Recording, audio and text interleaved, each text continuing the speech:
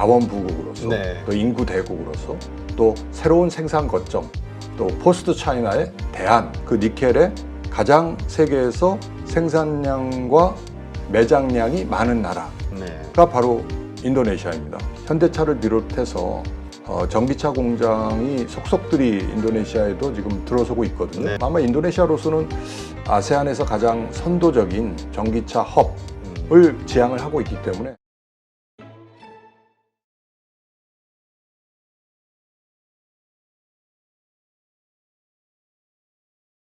요즘 자원 부국들 쪽에서 일어나고 있는 자원의 무기화 이러한 현상들이 상당히 심각해지고 있는 것 같습니다. 더군다나 뭐 히토류라든가 니켈 그리고 리튬 이런 것과 관련된 국제 정세가 상당히 얽히고 있는 상황에서 최근에 우리에게 반가운 소식이기도 한데요. 인도네시아의 포스코홀딩스가 니켈 공장을 차린다, 추진을 한다, 투자를 한다 이런 이야기들이 좀 들리고 있어서 이와 관련해서 좀 자세하게 인도네시아에 대한 스터디를 좀 해볼까 해서 오늘 전문가 한 분을 모셨습니다. 전 주 인도네시아 한국 대사셨죠? 김창범 대사님 모셨습니다. 네. 안녕하세요. 반갑습니다. 네. 일단 인도네시아에서 35년간 계셨나요? 아닙니다. 뭐 외교부 생활 전체가 한 38년 됐고요. 인도네시아는 제가 2번 근무를 했었습니다. 2003년부터 2005년까지 대사관에 이제 당시 참사관으로 근무를 했었고요. 2018년 초에 대사로서 부임을 해서 2020년까지 이제 근무를 했었습니다. 대사로서는 과거에 한국 대사관에 근무하던 외교관이 대사로 간 거는 제가 처음이어서 약간 좀 환영을 받았었는데요. 뭐 그만큼 제가 인도네시아 사람들에게 조금 친숙해서 또 인도네시아에 대한 애정이 있다 뭐 이런 평가를 받았던 것 같습니다. 네. 근데 오늘 입고 오신 의상도 약간 네, 뭐 인도네시아 그렇죠? 풍이 조금 나는 바틱. 제가 이거 맞는 거 아닌가 싶었는데 네. 비슷하게 초록색으로 맞췄던 것 같습니다. 네. 자, 일단 인도네시아 우리가 이제 발리 정도만 네. 이렇게 좀 이해를 하고 있는데요. 인도네시아에 대한 좀 소개를 좀 해주시죠. 어떤 나라인지. 뭐 사실 발리 여행 가셨던 분들은 아주 바닷가에서 이렇게 리조트에서 지내셨기 때문에 인도네시아가 갖고 있는 어떻게 보면 다양함 또 대단한 국토의 사이즈나 또는 인구의 대국으로서 갖고 있는 그런 느낌을 갖기가 좀 어려우셨을 것 같아요. 그래서 최근에 들어서 이제 인도네시아는 앞서 우리 대표님 말씀하신 것처럼 자원부국으로서 네. 또 인구 대국으로서 또 새로운 생산 거점 또 포스트 차이나의 대안 뭐 이런 식으로 해서 많이 언론에 이제 회자가 되고 있고 또 실질적으로 관심이 많이 늘어나고 있습니다. 작년 11월 이코노미스트 시사주간지 이코노미스트가 낸 커버 스토리 이게 그 네, 거죠? 화면 한 편 네. 보시면은요. 인도네시아가 이제 이코노미스트 작년 11월 커버 스토리로서 다뤄졌는데 제목에서 나타나다시피 왜 인도네시아가 중요합니까? 라는 화두를 던졌어요. 그만큼 이제 인도네시아가 다시 세계 무대에서 중심으로 오고 있고 앞으로 10년 내에 더욱더 그 중요성이 증가될 것이다. 라는 이제 주제로 특집을 다뤘었는데요. 네. 특히 이제 인도네시아에게 그런 더 국제적 위상 또 경제적인 위치 그게 얼마나 더 중요해질지 그거의 가장 큰 핵심은 지정학에 있다. 네. 물론 인도네시아가 인도 태평양을 가로지르는 방파제처럼 지리적으로 인도양과 태평양을 잇는 전략적인 요충지에 자리 잡고 있다는 것, 또 거의 17,000여 개의 섬으로 구성돼 있고 전체 영해까지 포함을 하면은 미국 본토보다 더 큰 대륙에 맞먹는 면적이거든요. 네.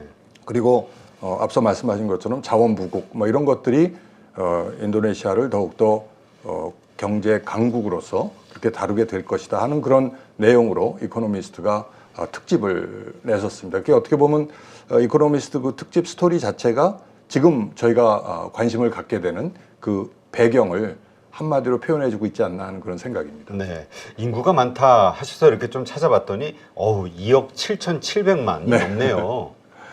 네. 근데 지금 보면은 종교가 이슬람과 기독교와 가톨릭 이렇게 좀 나뉘어진 것 같습니다.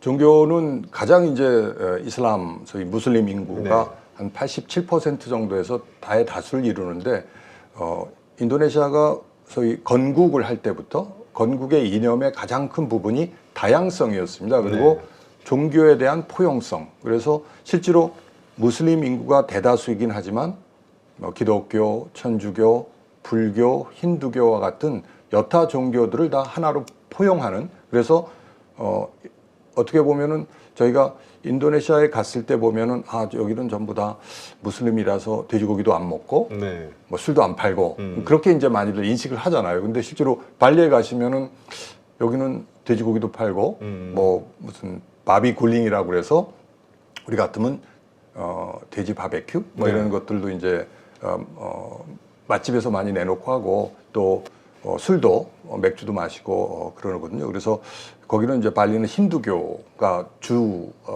인구의 대주종을 이루고 있고 해서 그래서 이런 좀 다양성의 나라다 이렇게 보시면 좋을 것 같아요. 네.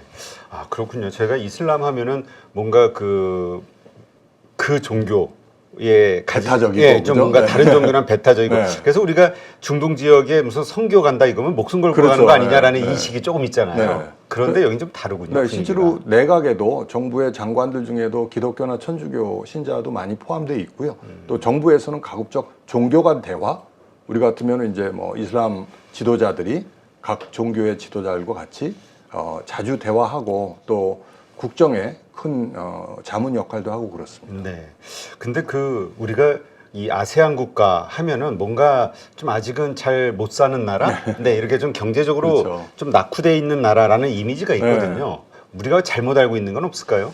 뭐 전체적으로 보면은 뭐 1인당 GDP가 아직은 4,500불 정도 수준이니까 큰 격차가 있는 건 사실인데 이제 대도시를 중심으로 해서 급속한 도시화가 이루어지면서 예를 들어서 자카르타 수도권은 저희가 보통 한 1인당 GDP가 거의 10,000불 수준에 육박하고 있다 이렇게 보고 있습니다. 그리고 도시화가 진행이 되면서 도심의 몰이라든가 쇼핑몰이라든가 또는 다양한 형태의 도시화된 소비 그 패턴이 이제 나타나고 있고 특히 젊은 세대 중심으로는 저희가 아마 처음 인도네시아를 가서 특히 이제 자카르타나 뭐 제2의 도시 수라바야나 발리나 이렇게 가시면은 이게 싱가포르나 말레이시아하고 크게 차이가 없는 게 아닌가 하는 느낌을 가지실 정도죠. 아, 그렇군요.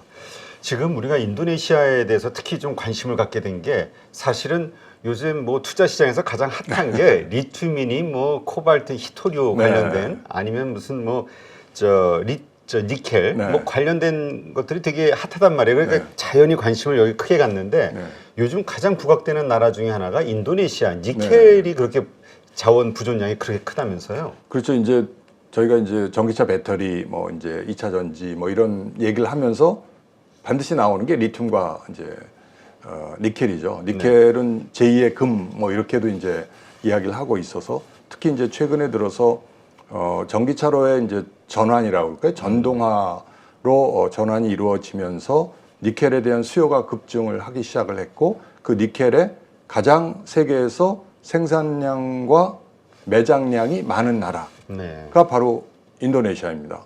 자료 화면 한번 보시면은 전 세계 이제 매장량 기준으로 보면은 인도네시아가 압도적으로 2,100만 톤 규모로 이렇게 돼 있는데요.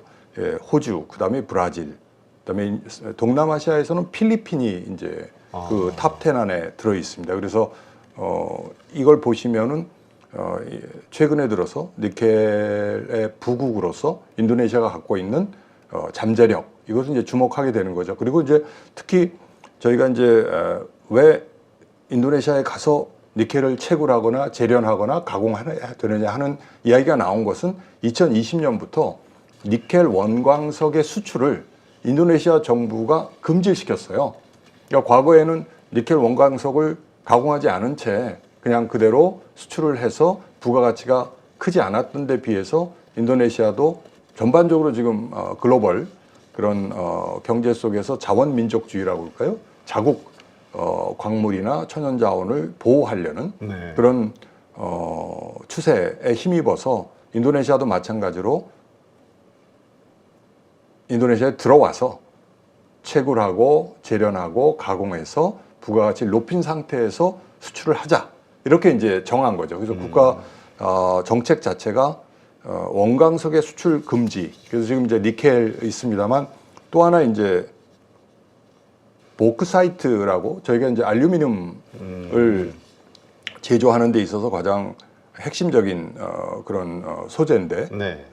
인도네시아가 전 세계 보크사이트 매장량 6위를 차지하고 자원 있습니다. 진짜 자원 부국이군요. 네, 그래서 이제 올해부터 이 보크사이트도 원광석의 수출은 대외 수출은 이제 금지가 될 계획으로 있고요. 그래서 그러다 보니까 이제 원자재 수요가 급등하는 데 비해서 실질적으로 이렇게 자원 민족주의에 따른 이런 제약을 어떻게 그러면 이제 기업들이 뛰어넘을 것인가 하는 게 이제 과제로 대두가 된 거죠. 그래서 기업들이 직접 인도네시아 또 뭐 인도네시아 외에도 현지에 가서 채굴, 재련, 가공하는 그런 이제 하나의 에코시스템을 구축할 수밖에 없는 그런 이제 상황에 놓여 있다고 보여집니다. 네. 요즘 그네들의 입장에서 보면은 자국의 이익을 최우선 그렇죠. 그리고 극대화하기 위한 자연스러운 노력이지만 어쨌건 이제까지 편하게 그 자원을 뽑아갔던 선진국 입장에서 보면 그렇죠. 무기화하고 있다 이렇게 네. 표현할 수밖에 그렇게, 없는데 그렇게 이제 그게 뭐 지금은 이제 아주 굉장히 보편적인 현상이 됐고요. 네. 그리고 어떻게 보면은 이제 이런 이머징 이코노미 신흥국들이 자원을 바탕으로 해서 새로운 어떤 그게 제조업이 되든 다운스트림 산업을 일으키기 위한 구체적인 플랜을 하나씩 이제 만들어가고 있습니다. 꼭 인도네시아가 이제 지금 저희가 대표적인 사례로 그렇게 꼽고 있으나 뭐 브라질도 그렇고요, 그렇죠. 멕시코 또는 이제 뭐 캐나다 다 이제 그런 방향으로 가고 있다고 보면 될 것 같습니다. 그렇군요. 그러니까 이거는 어쩔 수 없이 그 하나의 흐름, 대세적인 흐름으로 보고 거기에 맞는 대책을 우리가 세워야지 그 자체에 대해서 우리가 뭐좀 부정적으로 보거나 아니면은 다시 어떻게 예전처럼 될 수 없을까 이런 고민하기보단 네, 어떻게 보면 또 기회라고 할 수도 있습니다. 과거에는 저희가 아직 그 인도네시아에 일찍이 이제 60년대부터 원목 수입부터 시작을 해서 진출을 했었습니다만 아무래도 이제 글로벌 기업으로서 우리 기업들이 전 세계에 나가는 거는 좀 다른 여타 선진국에 비해서 뒤처졌기 때문에 이미 선진국들이 기득권으로 자기들이 확보했던 광권이라고 그래요. 광업권 이런 부분을 저희가 획득하기가 어려웠던 데 비해서 지금은 오히려 인도네시아 같은 경우는 그동안 같이 협력을 했던 선진국보다는 오히려 한국이나 또는 최근에 들어서 뭐 중국이 엄청나게 공격적으로 진출을 하니까 새로 와서 투자를 해서 자기들 국영기업 그게 석탄이 되든 니켈이 되든 보크사이트가 되든 망간이 되든 같이 와서 투자해서 재련하고 그거를 수출할 수 있는 체계를 만들었으면 하는 또 그런 바람을 갖고 있죠. 네. 그러니까 이제 예전처럼 단순한 우리가 광물을 가져간다, 수입해간다 이거는 이제 생각을 버리고 그걸 가지고 거기서 뭔가 부가가치를 더 만들어주는 네. 일자리나 부가가치를 그런 전략으로 갈 수밖에 없는 게 세계적인 흐름이군요. 그렇죠. 이제 지금 인도네시아의 경우는 지금 조코위 인도네시아 대통령이 다운스트림 산업을 어떻게든 육성을 해야 되겠다. 그래서 사실은 니켈 수출 금지를 명했을 때 뭐 일부 유럽 국가들 중에서는 WTO 제소까지도 했습니다만 인도네시아 정부는 굴하지 않고 어떻게 보면은 자기들이 부가가치 높은 그런 방향으로 이 자원을 활용을 해야 되겠다는 그 방침은 오히려 더 굳혀가고 있는 그런 추세입니다. 네. 최근에 나온 뉴스 보니까 그래서 이제 포스코홀딩스가 인도네시아에 5,900억을 투자해서 2025년 생산 목표로 전기차 100만 대분의 니켈을 생산해낼 것이다. 이거 이제 발표를 했는데 공장을 세우고 그러니까 이러한 형태를 좋아한다 이거죠. 그렇습니다. 인도네시아는. 이제 뭐 포스코가 이제 중요한 최근에 나온 그런 사례이긴 합니다만 이렇게 될 수밖에 없는 상황이었고요. 앞으로 2차 전지 소재를 앞으로 어떻게 확보해 나가느냐 하는 과정에서 지금 그동안 포스코홀딩스가 뉴칼레도니아와 호주를 대상으로 그렇게 사업을 진행을 해왔었는데 이번에 이제 인도네시아를 추가로 해서 약 4억 4천만 불 정도를 투자를 해서 공장을 착공을 해서 2025년부터 상업 생산을 시작하겠다 하는 그런 계획을 발표를 했습니다. 근데 이미 그 전에 이제 LG 에너지 솔루션, 뭐 LG 화학 또는 LX 인터내셔널 등이 니켈 채굴부터 재련까지를 어떻게 가져갈 것인지를 굉장히 고민을 많이 하고 있다고 듣고 있고요. 특히 인도네시아 정부는 인도네시아 국영기업을 통해서 인도네시아 이제 배터리 소재를 개발하기 위한 인도네시아 배터리 코퍼레이션 IBC라고 하는 국영기업을 설립을 해가지고 거기하고 이제 합작으로 배터리 소재에 필요한 광물들을 직접 채굴하는 쪽으로 계속 지금 제안을 하고 있는 상황이고요. 아직 최종적으로는 그 협의가 끝나지 않은 것으로 저는 듣고 있습니다만 어차피 지금 현대차를 비롯해서 전기차 공장이 속속들이 인도네시아에도 지금 들어서고 있거든요. 네. 지금 작년 3월부터 아이오닉 5 전기차를 현대자동차 완성차 생산 공장 한 인도네시아 자카르타 수도에서 한 1시간 반 정도 떨어진 곳에 있는 산업단지에서 지금 생산이 개시가 됐거든요. 네. 그래서 조립 생산이긴 합니다만 그래서 그다음에 중국의 울링이라는 자동차 업체가 에어라고 하는 아주 소형 전기차를 또 생산을 하기 시작을 했습니다. 그래서 그러다 보면 자연히 뭐 전기차용 배터리는 인도네시아에서 생산할 수밖에 없기 때문에 지금 인도네시아 아마 내년 상반기 말 정도 되면은 LG 에너지 솔루션과 현대차 그룹이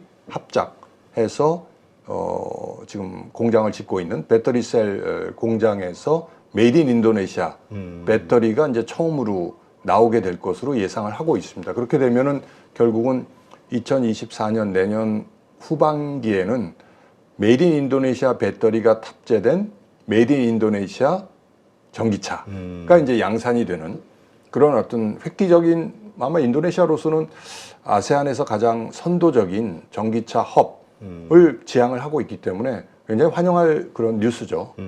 이게 자원이 있기 때문에 이게 가능한 얘기네요. 그렇죠. 니켈이라는. 네. 근데 좀 궁금한 게 이제 과거 뭐 유럽에서 제수한 국가들은 자기네가 이제 탐사해서 네. 채굴권을 가지고 있는 광산 자연히 자기네 거라고 생각하고 가져가는 게 이제 중단이 됐으니까 제소를 했을 네. 건데 앞으로의 그 광산 개발 아직도 뭐 많이 남았을 테니까요.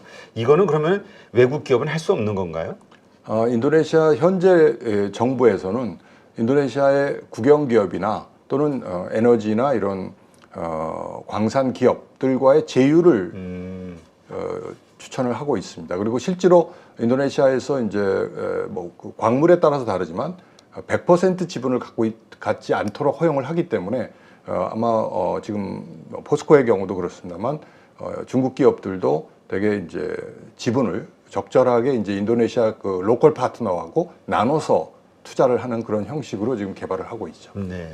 지금 우리가 이 희토류, 뭐 니켈이나 관련된 이런 분야의 그 광물질들 이거와 관련해서 가지고 있는 이미지는 중국이 이미 오래전부터 모든 광산들을 다 독점해 나가고 있었다. 네. 그래서 그 모든 밸류체인을 확실하게 갖고 있다. 이렇게 좀 알고 있는데 어떻습니까? 중국의 인도네시아 투자. 최근에 들어서 중국의 그야말로 이제 공세적인 그런 진출이 눈에 띄고 있는데 물론 이제 1대1로 사업이라고 그래서 원 벨트 원 로드 그 프로젝트에서 대규모 이제 인프라 투자를 병행을 하면서 중국의 소위 내수의 수요가 급증하고 또 이 원자재 확보가 이제 어떻게 보면 국정의 어젠다로 등장을 했기 때문에 중국이 뭐 인도네시아를 비롯해서 뭐 다른 뭐 코발트의 경우는 뭐 콩고 민주주의 공화국 아프리카의 경우 뭐 이런 식으로 해서 이제 진출을 가속화하고 있는 추세인데요.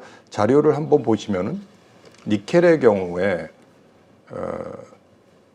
인도네시아 투자청에서 내놓은 자료 보이시죠? 니켈 러쉬라고 해서 이게 과거에 2012년부터 2015년까지는 아주 미미했었어요. 뭐 그러네요. 다른 국가들도 그 당시만 해도 이게 전기차 또는 전동화라는 그런 수요의 창출이 되어 있지 잘 않았던 시절이죠. 그러다 보니까 니켈에 대한 투자가 그렇게 크지 않았는데 2016년부터 중국 기업들이 이제 하얀색으로 표시된 보시면은 그죠? 네, 계속해서 지금 2022년까지도 압도적인 투자 규모를 볼 수 있습니다. 그리고 진짜 압도적이네요. 네, 그다음에 이제 캐나다의 광산 기업이 일부 초록색으로 표시된 부분이죠.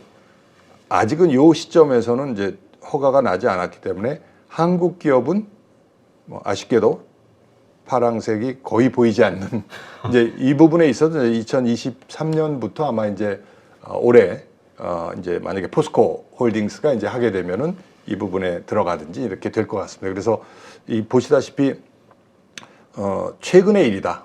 예, 이 자료에도 났지만 2016년 이후에 일어났던 상황으로 보여지고요. 그다음에 거의 90% 이상이 중국 기업에 의해서 지금 투자 또는 개발이 이루어지고 있다 이렇게 보여집니다. 그렇다면 그 유럽에서도 어떤 그 뭔가 이의를 제기할 정도로 이게 이제 국유화 돼 버렸을 때, 그러니까 네. 광물질을 외국으로 수출 안 하겠다 이렇게 결정 내렸을 때 가장 타격을 받았던 건 중국일 것 같은데요. 저렇게 많이 기존에 투자를 해놨으니까. 그러니까 이 부분은 사실은 미리 국내용으로도 어차피 이제 그 당시만 해도 이제 2016년에 하고 2020년 이전까지는 실제로 채굴을 해서 중국 기업들이 중국으로 수출을 했을 겁니다. 자기도 수요가 있기 때문에. 그렇죠. 예.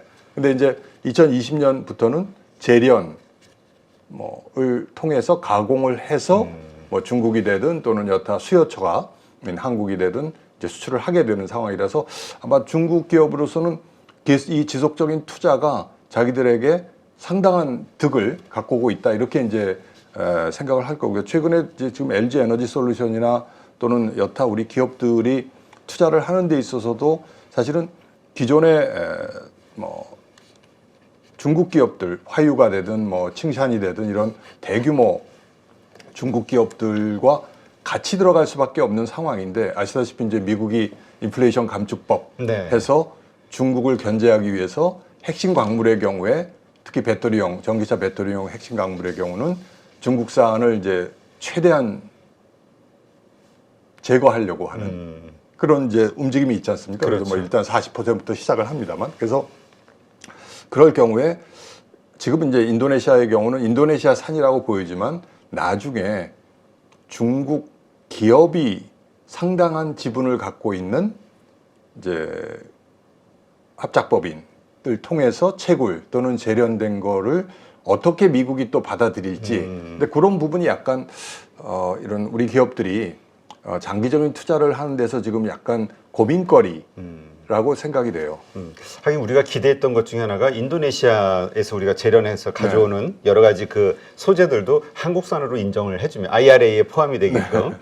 근데 이제 인도네시아가 하여튼 그 IRA에 보면은 핵심 광물의 채굴, 처리, 가공이 FTA 체결국까지 이제 확대가 돼 있잖아요. 그래서 저희는 예를 들면 한미 FTA에 따라서 한국에서 가공 처리되는 것은 이제 인정을 받게 되는데 유감스럽게도 인도네시아는 아직 미국과 양자 FTA를 체결하지 못한 상황인데요. 그래서 지난번에 이제 미국이 IRA법 발효 이후에 약간은 이제 우회적인 방법으로 일본에 대해서 핵심 광물에 관한 특히 배터리용 핵심 광물에 관한 특별 파트너십 협정을 이제 맺어가지고 그걸 이제 약간 우회할 수 있는 그런 이제 장치를 마련을 해줬잖아요. 네. 그래서 FTA에 준하게 이제 취급을 하게 된 거죠. 그래서 그렇죠. EU하고도 지금 유럽연합과도 동등한 내용의 스페셜 파트너십 어그리먼트를 지금 체결하려고 네. 지금 교섭을 하고 있고, 그러니까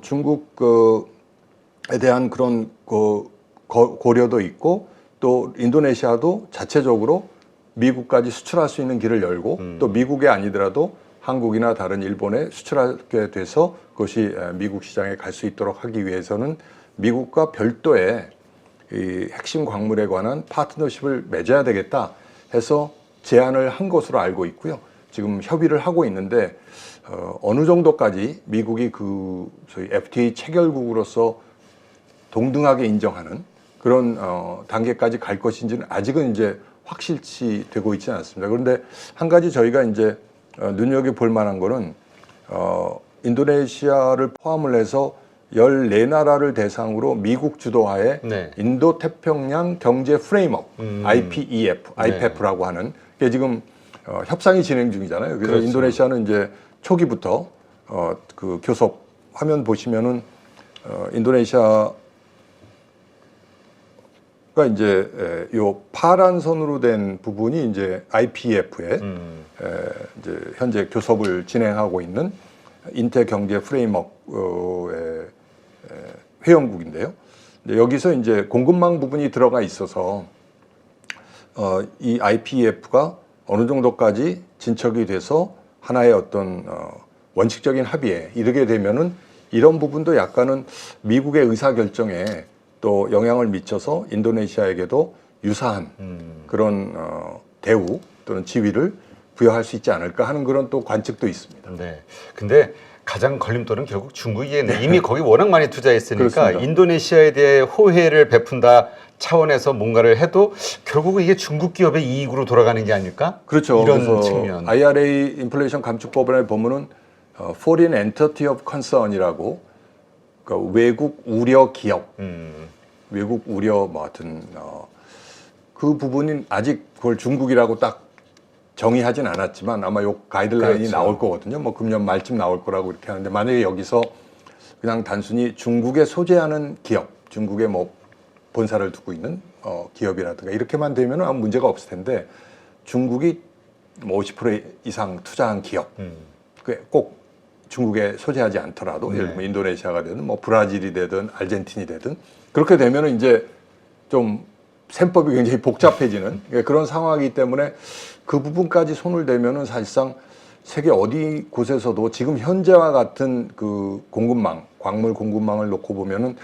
거의 다 배제가 되는 상황이에요. 중국이 그만큼 전 세계에서 많이 그렇죠. 차지하고 있다면서요. 아프리카에도 뭐 지금 뭐 굉장히 그 공략을 해놔서요. 그래서 그 부분을 계속 견제를 하면서 미국이 뭐 경제 지원이라든가 또는 다른 소위 그 생각을 같이 하는 나라들의 기업들의 진출을 도와준다고 하지만 시간이 상당히 많이 걸리고 그게 전환이 이루어지기까지는 그래서 아마 쉽지 않은 그런 결정이 되지 않을까 하는 생각이에요. 네.